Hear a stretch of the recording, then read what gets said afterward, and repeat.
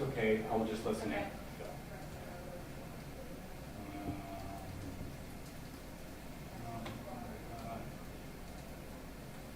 Can I get a 30-second heads up from you so I can start the stream and then also?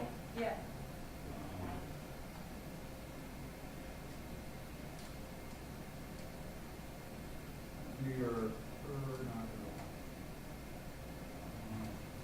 So I'm going to lock meeting.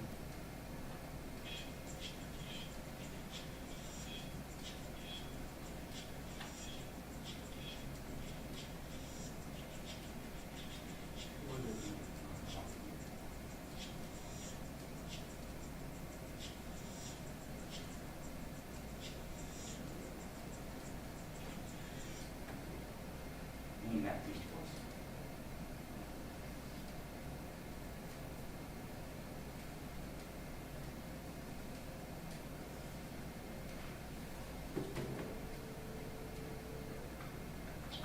I'll give you a 30-second warning, but just for the record, I'm not seeing anything on the preview for YouTube. Do you have the slide up on programmers? Anything? No, we got the black up. Oh, you don't have the. Hold on, let me, 1 second. Yeah, you know what, I'm sorry, Mike, I know that we've got it here. I'm sorry, that's my bad, my mistake.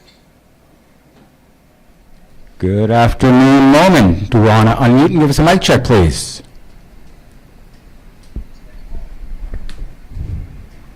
Okay, Mike, you should have it now. Yeah, but I just put up the graphics, so you should have it now. We're just wondering, yeah, give us 30 seconds. So Good afternoon, Norman. Did you want to unmute and give us a mic check? Yes, good morning. Good afternoon. How are you? I'm great. You sound awesome. Thanks so much. Put you down for a question today? I'll let you know. Perfect. Thanks, Norman. Thanks.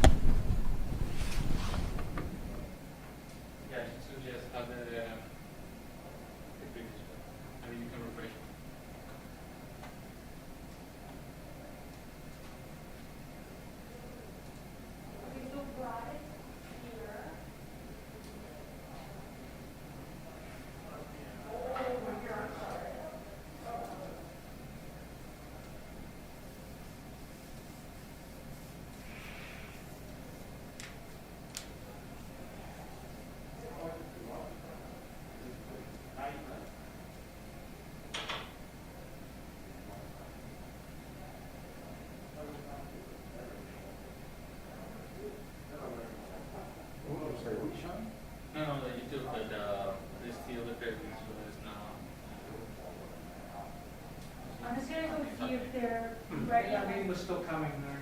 Yeah. Yeah. And I'll move my computer. Okay, more. Oh, no, that's just that's it. No. You're ready. Oh, well. Now you need this to put in the.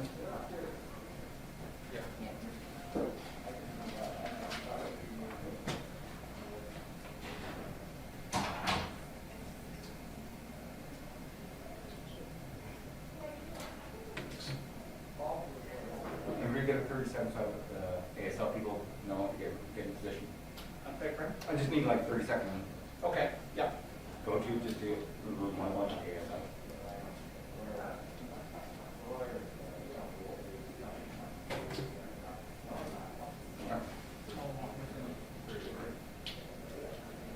You got it? Slides in?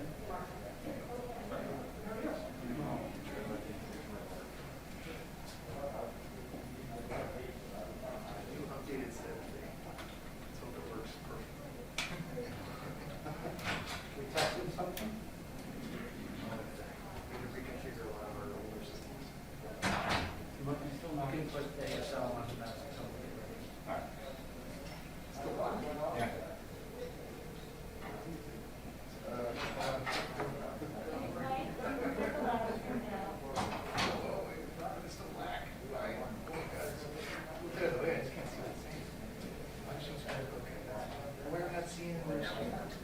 Get them in position, 30 seconds, I'm going to start the live stream. I want to see the slide though.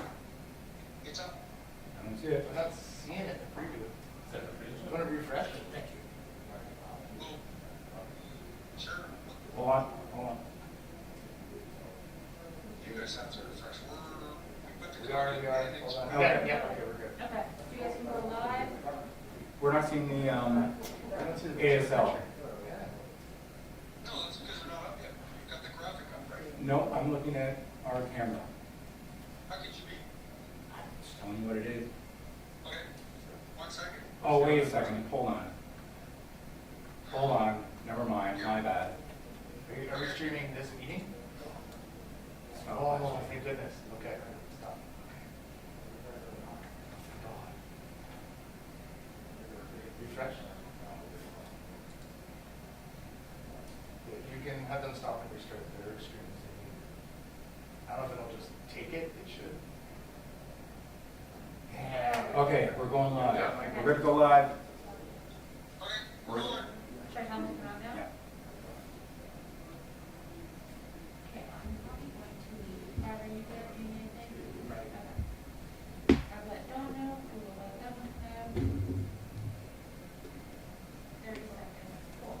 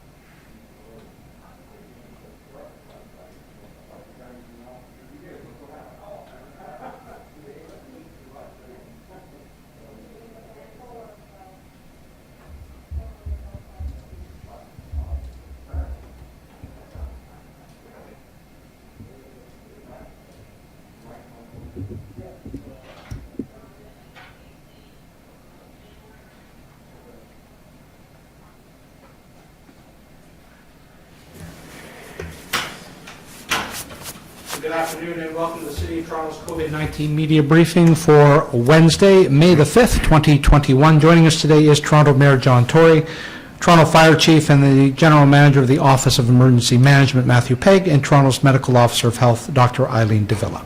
Mayor Tory? Well, good afternoon, and thank you, Brad. Team Toronto has now distributed more than 1,246,129 first doses of COVID-19 vaccine. I want to thank everyone working across our city to get residents vaccinated. The city, Toronto Public Health, hospital partners, community health organizations, and community organizations generally are working across Toronto to get people vaccinated, and this is happening everywhere.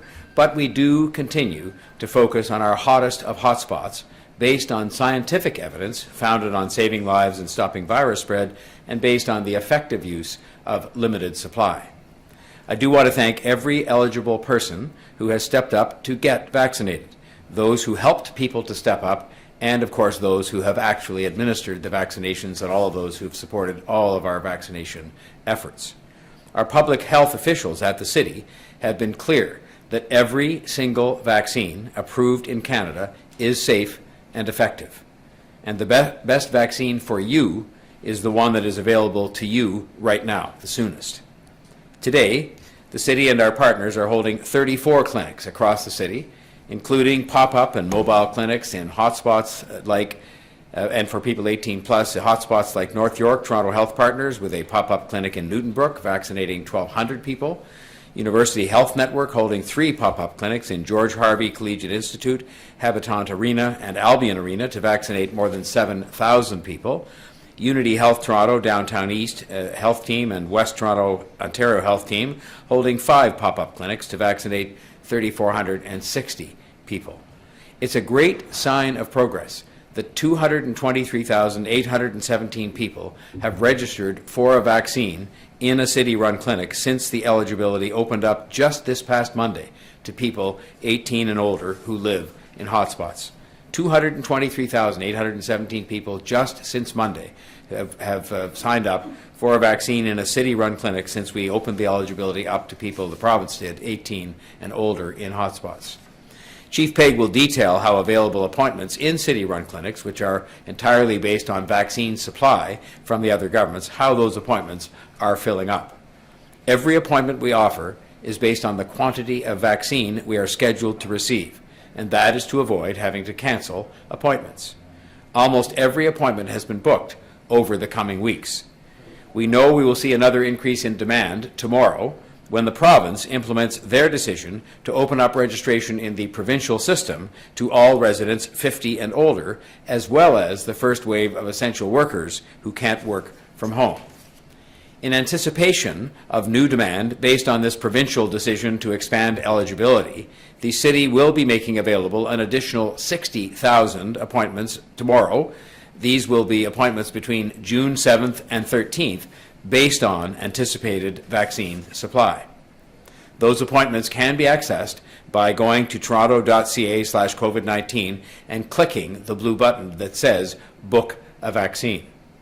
Appointments at hospital clinics can also be booked by visiting vaccineto.ca. We are working to get every shot of vaccine we receive into an arm as quickly as possible. And it's good to know that hundreds of thousands of Toronto residents want to get vaccinated and that more doses are on the way. But we continue to need more vaccine, and we've made that clear to the other governments who provide the vaccine as they receive it from the manufacturers. All governments and communities beyond the City of Toronto want more vaccine supply, need more vaccine supply right now, particularly in light of increased eligibility made available to more people. And I know that they are all committed to getting doses delivered as quickly as possible with whatever supply is available, and that particularly includes the City of Toronto. We have explained clearly in past instances, including with you at these media avails, that we have considerable additional capacity to allow us to do more in our city-operated clinics if we had further increased supply of vaccine. The more vaccine doses we receive and the more predictable these shipments become, the more we can maximize our Team Toronto capacity, which is considerable, to get people vaccinated in the hottest hotspots and right across the city. We know that the sooner we are all vaccinated, the sooner this pandemic will be over. And I know that's what we all want and what we're all working towards, and that will happen as quickly as we can possibly make it happen, but it is dependent on these things we've talked about today and which will be talked about further by Chief Pegg. And that includes working with the other governments and with other municipalities to find more ways in which we can address supply and other issues together. And I should add that we have been working very well together, all three governments, but we need to work particularly hard on the supply issue going forward to make sure that we can use that capacity we have to get more people vaccinated more quickly, especially those in hotspot areas. We are also working to make sure that people have safe ways to get outside for fresh air and exercise. I'm confirming today that active TO road closures along Bayview Avenue and Lakeshore Boulevard East will be back again this coming weekend, starting at 6 a.m. on Saturday, May the 8th, until 9 p.m. on Sunday, May the 9th. The roads through High Park will also be closed to vehicle traffic this weekend as a part of active TO. We had a good turnout for our first weekend of 2021 last weekend. I grabbed a bike myself to check it out, and was great to see people outside sticking with members of their own household, it seemed, and enjoying the space for walking and running and cycling. City staff are working to have an active TO road closure on Lakeshore Boulevard West for next weekend, the weekend 1 week from this coming Saturday. More details on that will be released early next week, and city staff have assured me as recently as this morning that they will be working to learn from any issues that arise during that closure on account of some of the circumstances which have changed in the past few months. There are also, of course, parks and ravines and trails and green spaces around the city that are open and available every day for fresh air and exercise, so please get outside and enjoy them, but please also do so safely and within public health guidance. It's now time for Chief Pegg to provide a further update on the preparations for the vaccination registration that will open up tomorrow. Chief?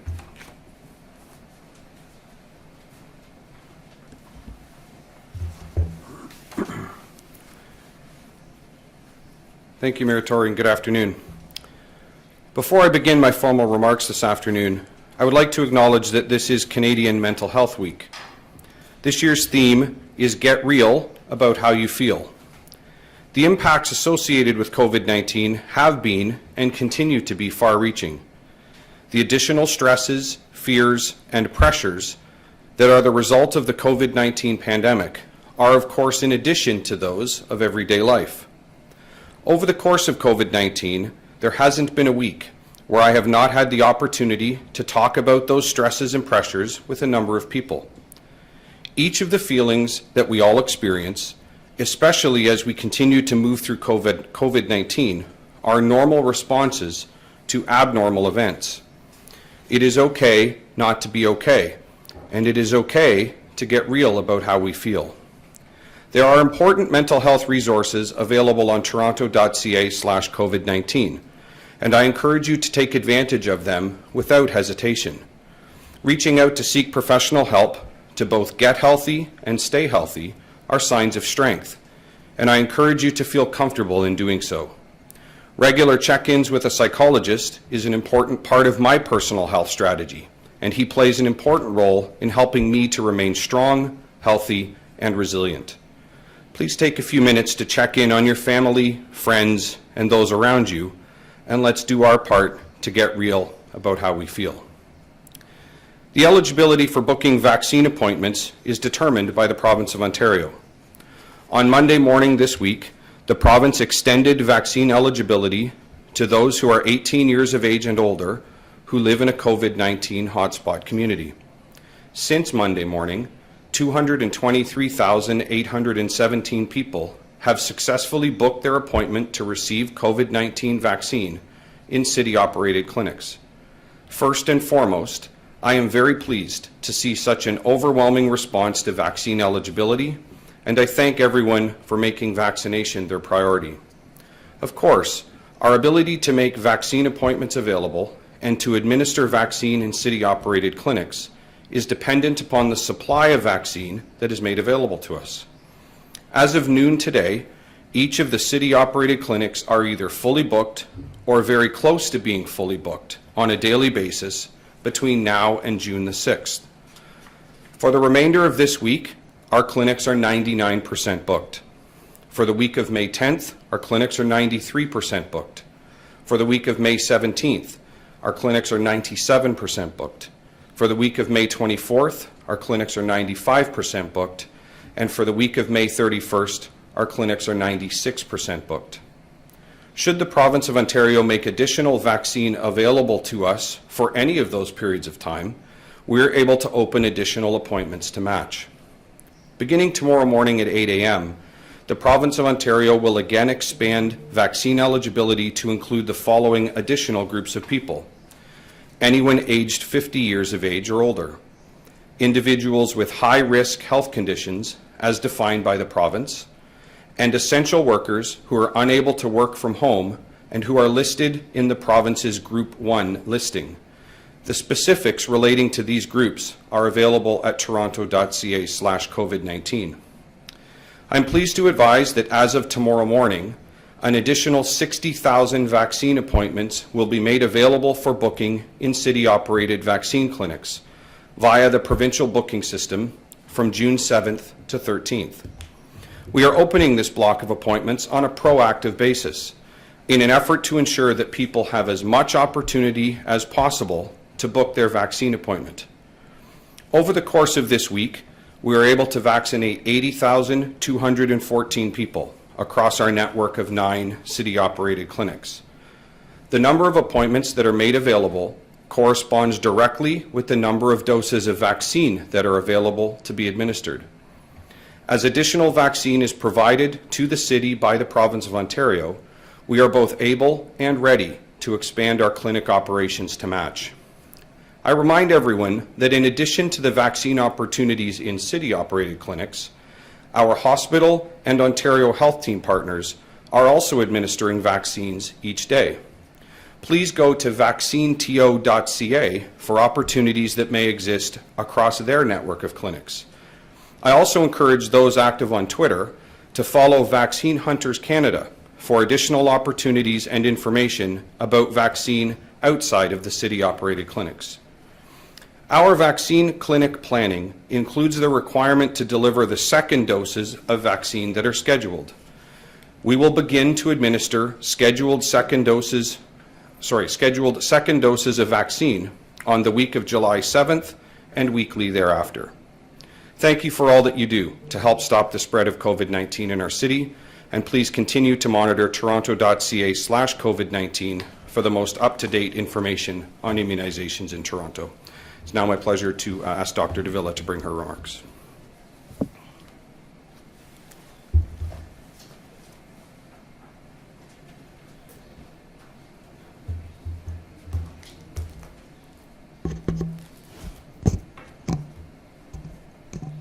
Thank you, Chief Pegg, and good afternoon.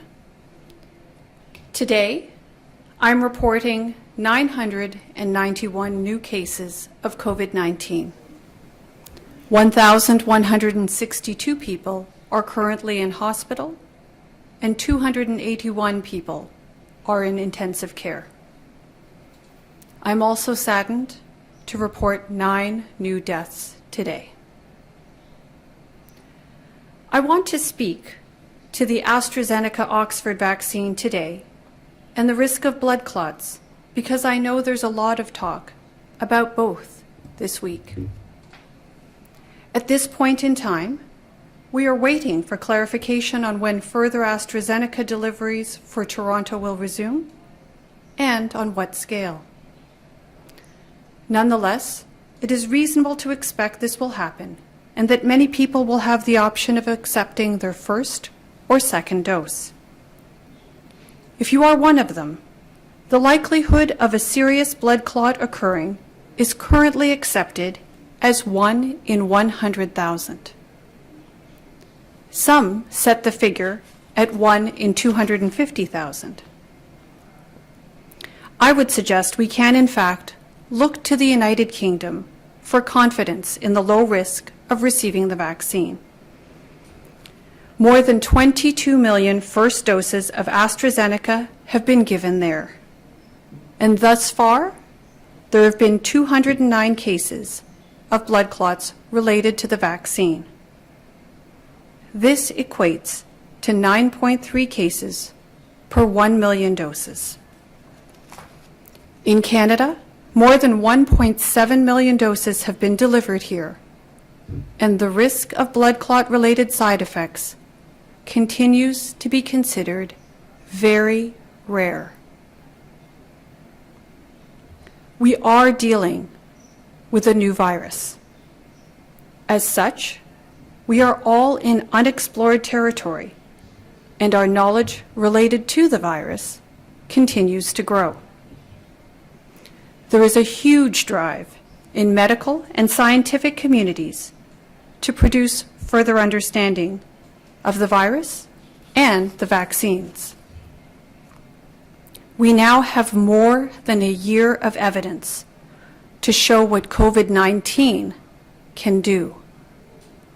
What we know today is that the vaccines work.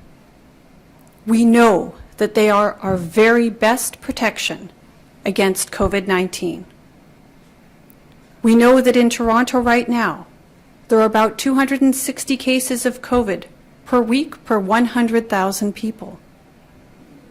Many physicians have said, and I agree, that the odds of getting COVID-19 without the protection of a vaccination are far, far greater than the risk of a serious complication as a result of being vaccinated. I think the facts bear this out. But we all have to decide for ourselves what we think is right for us. If you have doubts or concerns, please seek out reliable advice from credible sources. In my view, your best protection is a vaccination because COVID-19 isn't going away anytime soon. The case count figures over the last few days suggest a stabilization, although at a level that remains high and continues to cause severe illness and death. While any improvement is welcome news, we have to greet this improvement with caution. I liken it to a patient being recategorized from critical to serious condition. It's a better condition, but it's still a long way from best. And that is where we are, as very early signs of improvement seem to be emerging. With that, I'll now hand it over to Brad to moderate the questions. Thank you, Dr. Davila. Before we go to questions, just a reminder to please unmute yourself so we can hear your question, and we'll go first to Matt Bingley from Global News. Matt, go ahead, please. Hi to Chief Pegg. It sounds like the rate that you're going through vaccines with the new cohorts is concerning by the supply that you actually have. Outside of the 60,000 new slots, how many, I know you went through the percentages, but how many in a number value appointments do you currently have between May and June? Hi, Matt. I don't actually have that with me, but I can say when we're looking at, when we're in the 98, 99, 100% range, we're talking about literally very small numbers of appointments. I would enumerate them in the range of tens of appointments. I will say this, though, and important to note, we're seeing a considerable amount of variability and movement in the system, and that indicates that people are canceling, they're moving, they're changing their appointments. So I do encourage people that are eligible to continue to keep a close eye and continue to do their very best to book their appointment. We are, along with Dr. Davila and the Toronto Public Health team, we are in daily conversation and direct connection with our provincial counterparts with respect to the supply of vaccine. We have capacity in our clinics, as do our hospital and OHT partners, so the very moment that additional vaccine can be made available, we are ready to expand clinic operations and open additional appointments, and I certainly look forward to the point at where we can do that. And to you as well as Mayor Tory, I'm just wondering, has the province given you any indication that it will increase the supply to match the eligibility tomorrow? And I'm wondering, when you have the possibility of people logging on in the days to come to find no appointments available, many of them essential workers who can't work from home, I'm wondering how worried you are that the risk for them is being prolonged, as well as the ability for the city to open back up. Well, I'm happy to start. So we, as you know, Matt, as we've said, we open, the appointments that are open in the city-operated clinics are directly correlated to the vaccine that is allocated to the city in order to administer. So I can assure you that every single dose of vaccine that is allocated to the City of Toronto, including those doses that are being allocated to city-operated clinics and those that are administered by our partners, every single dose is being allocated and administered. So Dr. Davila may be better suited to speak about the provincial vaccine allocation, and I will step aside and ask her to say that. Hey, Matt, I would just add to Chief Pegg's comments by stating this. You were talking specifically around essential workers, and you'll recall that we actually have a sprint strategy, a very focused strategy that looks at certain hotspot neighborhoods here in the City of Toronto. And together with our vaccine partners all around the city, we're focusing our vaccination efforts in those communities. So by doing that, one, we have achieved really remarkable uptake on vaccine in these neighborhoods, and two, because there are so many essential workers in our community that live in these neighborhoods, we are actually very successfully getting to essential workers and their households by using this strategy. I think the final point I would make is that we've just heard today, I understand our provincial counterparts just announced the beginning of a workplace-related vaccination campaign. Toronto is part of that, and we're certainly looking forward to participating in those efforts. But of course, any new supply that comes for vaccine, we are more than happy, along with our vaccination partners, to take part in, and we will do our very, very best, as we have throughout, to make sure that those doses get into arms as quickly as possible. Okay, thank you. We'll go next to John Woodward from CTV News. John? Hi there. This is for the Medical Officer of Health, Dr. Davila. There are several religious schools that Toronto Public Health has been investigating for seeming to have classes despite school closure orders, and they may have religious exemptions, but some of these schools were highlighted as far back as January. I wanted to know what's going on with these schools and the investigation into them, and why is that investigation seeming to take so long? So thanks for the question, and you're quite right. There are some investigations that are happening right now, courtesy of the team at Toronto Public Health. These are complex situations, as you can well understand. With many of these investigations, one does need to look into the specifics of what's happening within the context of the school or the facility, understand whether there are applicable exemptions, and then make appropriate determinations. This is not lost on us. We are absolutely working on this amongst many other aspects of the COVID-19 response, and certainly if there are actions that we can take and should take in the interest of public health that are in keeping with our authorities, you can rest assured that we will take those up. All right, and then my second question, I think, is for the mayor. These outdoor restrictions that the province has implemented, and by that I mean the basketball and golf and frisbee golf and so on, they were panned by scientists as being counterproductive, that might get people back inside, which is more dangerous. But it's up to Toronto to enforce them, and that costs money. And I thought I would ask you whether do you think Toronto should bear the cost of enforcing these rules, or should the province somehow foot the bill for it? Well, it really isn't a matter of money, it's a matter of priorities. If we had all the money in the world, then it would get us a lot more people, but we have a certain number of people available to do enforcement. They've made it very clear at all levels, the police and the bylaw enforcement people, that they're focusing on large gatherings in places like that where it is more likely to pose a threat to public health and to encourage the spread of the virus than in some of the other instances that you cited. And so, and we're very focused on that and focused on vaccination as opposed to any change that I'm sure is being continuously re-examined with respect to how outdoor spaces are being used or not used. Thank you. We'll go next to Francine Copen from the Toronto Star.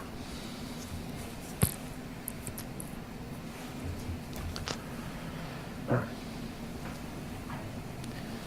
have to unmute yourself there, Francine.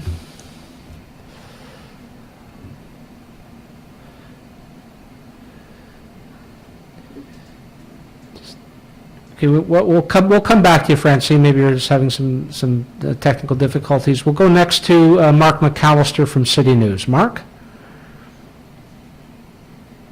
Thank you, Brad. A question for perhaps Chief Pegg as well as Dr. Davila. We've been speaking with the daughter of an 86-year-old woman who is homebound on a waiting list since she was first eligible for the vaccine. Among those who were considered first priority based on her age, she was originally told EMS would come to administer the vaccine. That didn't happen. Now she's continually calling and being told that she's not considered high risk or living in a hot spot, so she can't get the vaccine at this point. Why is this woman and others like her at home not getting their shot at this point? Well, perhaps I'll start and then Dr. Davila can add. There is a homebound vaccination program that has been in operation for some time and has been delivering a considerable number of vaccines over since its inception. It is the collection, the way the process works is independent primary health care physicians, family doctors and the like, place eligible homebound residents on the list. That list is subsequently compiled and then grouped geographically. The reason that it is grouped geographically for mobile response is primarily as a result of the restrictions, the physical restrictions around the vaccines. At the point when, again, Dr. Davila is better suited, but at the point where a vial is punctured by a syringe, there is a defined period of time for which the vaccines contained in that vial must be administered. So just from a practical logistics standpoint, those eligible homebound residents are compiled into groupings. They are prioritized based on high risk and high risk communities and such, and then of course mobile homebound teams are deployed. It is a considerable work that has been undertaken. It is work that is priority for us, that is continuing, and as our mobile opportunities expand, so will those opportunities. Perhaps Dr. Davila would like to add. So, Mark, I think the Chief has covered the main points quite nicely. I would say this, that I know it's difficult, and I'm sure it's frustrating for this individual to wait. But as the chief pointed out, there are some logistics considerations, and, you know, the intent is to get to everybody in as timely a fashion as is possible, recognizing that there are some logistics issues involved that may make some people unfortunately have to wait a little bit longer. But certainly there are many, many people working on this, seeking to ensure that those who are eligible for the homebound program are getting access to this life-saving vaccine in the timeliest fashion possible.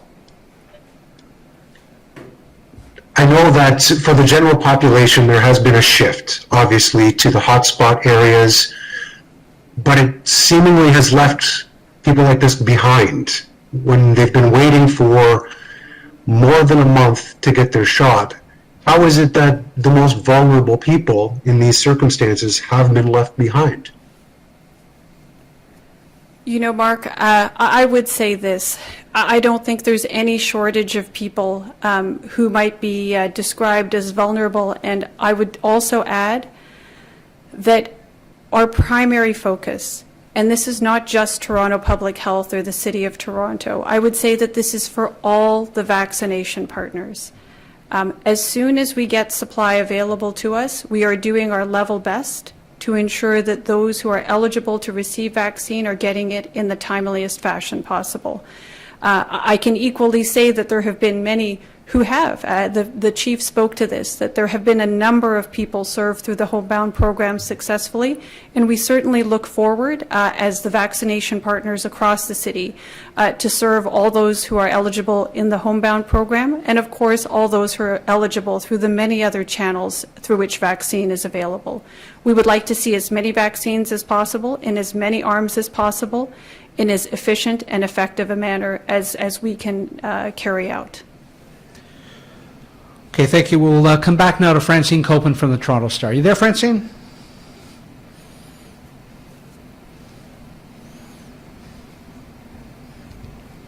Francine, you there? Okay, seem to be having some technical difficulties. We will come back to you again, Francine. I promise we'll go next to your colleague, David Ryder from the Toronto Star. Dave, go ahead.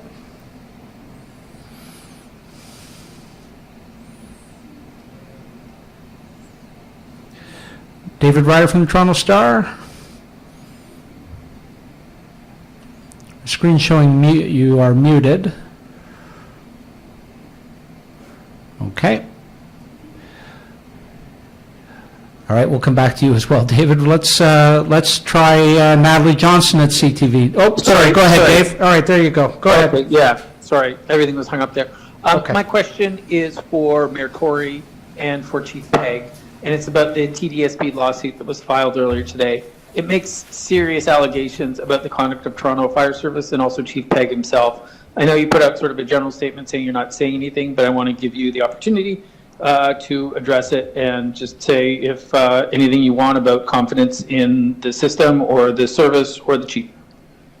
I have confidence in all elements of the system, but there are times when even in the same broader public service family, there are going to be differences of opinion as to things that took place, and that's why we have lawyers and courts, and this is off to the courts for their review and disposition, and we will watch that process unfold and see what is determined there, which I think is the best place for these things to get resolved.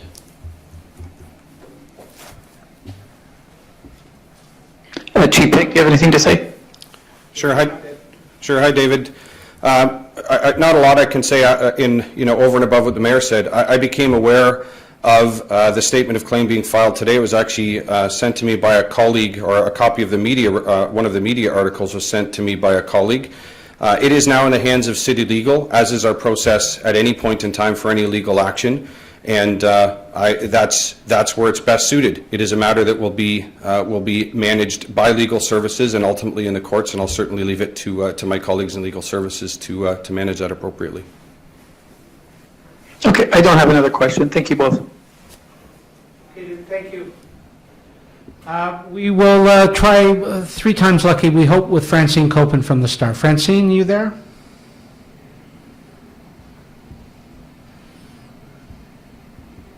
No. Okay. We'll come back to you again. Natalie Johnson from CTV News. Go ahead. Hi, everyone. Dr. Davila touched on this quickly, but can you elaborate on how the workplace vaccine campaigns will work in Toronto, where and when we might be seeing them? I know the last time that we spoke about this, you had said that there wasn't enough supply to start bringing the vaccines directly to the... So, Natalie, this is the workplace vaccination undertaking was just announced by the province maybe not even a few hours ago. So I certainly am interested in hearing the details of how they foresee this unfolding, and am looking forward to the results of the campaign.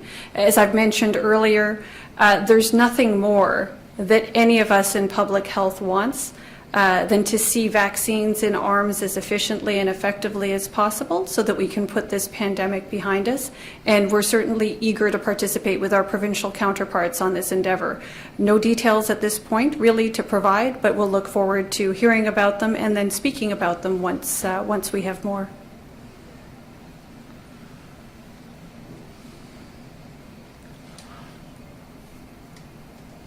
You just have to unmute yourself, Natalie, for a follow-up.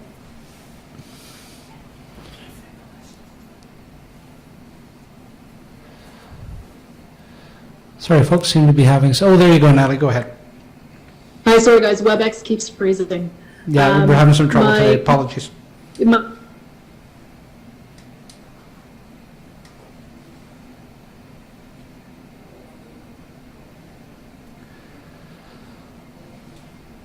Natalie, you there? We see you're unmuted.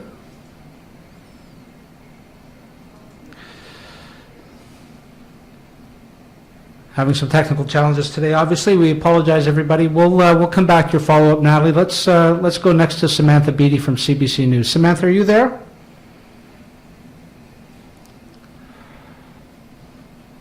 Again, just a reminder to please unmute yourselves.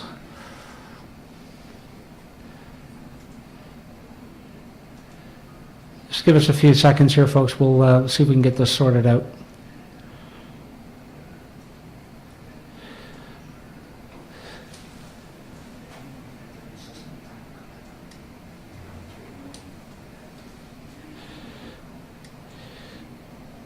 Just stand by, folks, please. Sorry about that.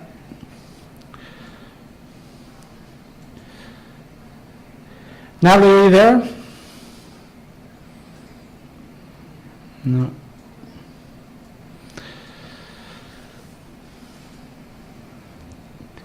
Let's try Jane Stevenson from the Toronto Sun. Jane?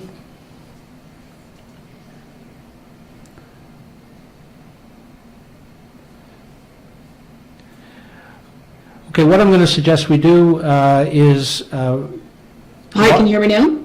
Yes, Natalie. Okay, thank you. Go ahead. Sorry, guys. With your follow-up. It keeps freezing. I'm not sure if you heard my second question. We did not, so if you could repeat it, please. Okay. Well, you had... Hi, Brad. I'm going to suggest we do is... You had mentioned that the next block of appointments opening up is for June 7th to 13th. As the eligibility continues to expand in the coming weeks, 2 new groups, will the appointment dates continue to be further back into June or even say July, or will more dates potentially be added earlier in the calendar as more supply comes in?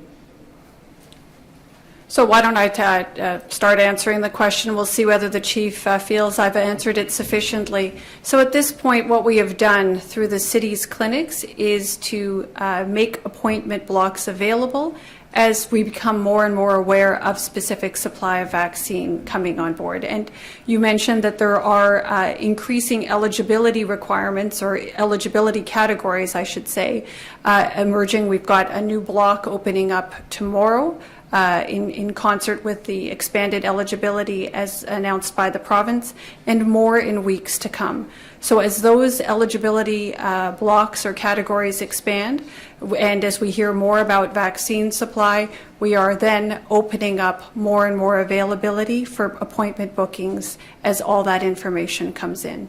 Anything further to add, Chief? Okay, thank you. We're going to try Francine Copen again from the Star. Francine, are you there? We can see you're unmuted, Francine. Can you hear me? Yes. Can you hear me? Yes. Okay, finally. I'm really sorry about that. So my question is, can you hear me still? Okay. My question is about students. Understanding that it's, of course, the province who determines who gets the vaccine and in what order. Given the way things have been going, what is the likelihood that Toronto students who are eligible will be able to be vaccinated before they return to school in the fall? And I guess that question is for Dr. Davila and Matthew Pegg. So Francine, I'm glad we were able to resolve the technical difficulties and have you join us. With respect to the students, I think there is still much that has yet to be fully understood. We just got the notification that Health Canada has approved the use of the Pfizer vaccine in youth, aged 12 years to 15 years, which is great news. And I know for a fact that there have been a number of tables and discussions at the provincial level where the subject of youth vaccination has been discussed and is still being discussed. So it's my understanding that we should be hearing shortly, now that we have this announcement from Health Canada and this approval that has been provided by Health Canada. We should be hearing from our provincial counterparts soon what the details of the administration of vaccine will look like for Ontario youth.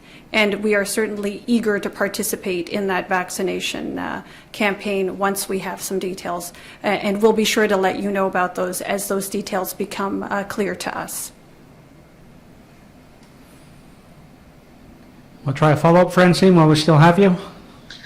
Yeah, my follow-up question is for Chief Matthew Pegg. You mentioned that the city clinics are fully booked into June, almost fully booked until June 7th, I think you said. What does that mean for the people who become eligible tomorrow, the new groups who become eligible tomorrow to book vaccines? I mean, will they be booking, do you have supply for them? What's going to happen?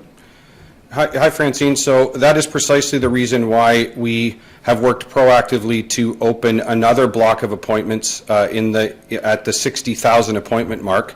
That block of appointments will be opened in the system to coincide with the eligibility change tomorrow morning, thereby providing as much additional capacity in the system as we're able to provide. Obviously, as we've said throughout, we are limited by vaccine availability. So we are making every single appointment available that we can in accordance with the vaccine that's being provided. If, as time moves on, as we, days and turns into weeks, as we move further down the calendar, if additional vaccine ends up being made available to us in the City of Toronto, we are immediately ready to expand our clinic operations as our hospital and OHT partners. But at this point in time, from a city-operated clinic perspective, you can expect to see additional capacity open tomorrow. And I think it's important to remind everyone that there is also capacity in hospital-operated clinics and Ontario Health Team-operated clinics. Hence why, in my remarks today, I encourage people not only to, of course, go to toronto.ca/COVID-19, but also to vaccineto.ca, which is our hospital and partner operated site for their clinics, and of course the good work that Vaccine Hunters Canada is doing on Twitter. So I realize that that's a lot of clicking and a lot of looking, but we're simply doing the very best we can do with the circumstances that present themselves, and I appreciate everyone's patience and understanding as we move through the process. Great. Thank you very much, and thank you, Francine, for your patience. We'll go next to Samantha Beatty from CBC News. Hi, this question is for Chief Pegg. You kind of touched on it before, but I just wanted to ask again. So with a large vaccine supply expected to come in this month, but city clinic appointments booked mostly, is there anything else that could be done on the city side to increase the number of doses given out per day across all clinics, or does it simply just come down to supply at this point? Hi, good afternoon. It is simply supply. We are opening every single appointment that is available on a one-to-one basis with the amount of vaccine we have to administer. So there really is no other secret formula other than the more vaccine that can be made available, and in the event and in the time when more vaccine is made available, we have capacity in our clinic system to do more every day and every week. And at the moment where there's more vaccine, we absolutely will. Thanks, that's it for me. Okay, thank you. That actually concludes the questions. Again, my apologies to everybody for the technical glitches this afternoon. We do appreciate your patience. Please stay safe and stay well, and our next scheduled briefing will be this Monday, May the 8th, I believe it is. Stay well. Thank you.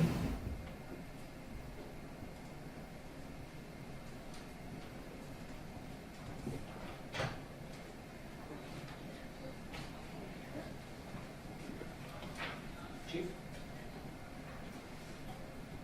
You clear? We're good. Yes, I don't know what happened, we can. No, it is. It's these wireless LTE things, and that's a brand new one that we got. I'm wondering if the other one that we had was better in terms of like just picking up the reception and stuff like that. So we're going to discuss all of our computer back.